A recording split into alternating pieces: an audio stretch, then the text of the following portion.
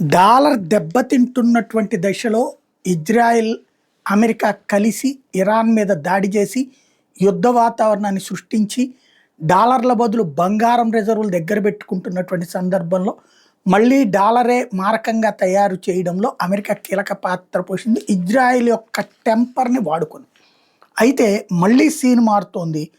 ప్రస్తుతం డీడాలరైజేషన్ దిశగా central banks అయితే ప్రపంచవ్యాప్తంగా నడుస్తున్నాయి. గోల్డ్ హిస్టారిక్ లెవెల్స్కి చేరింది. డాలర్లకి బదులుగా 1000 టన్నులు ఎవ్రీ ఇయర్ 2022 నుంచి 24 దాకా ఉన్నది కాస్త ఇప్పుడు ఓల్డ్ యావరేజ్ దాటుతోంది. 1082 టన్నులు, 1037 టన్నులు, 1045 టన్నులు ఉంటున్నాయి.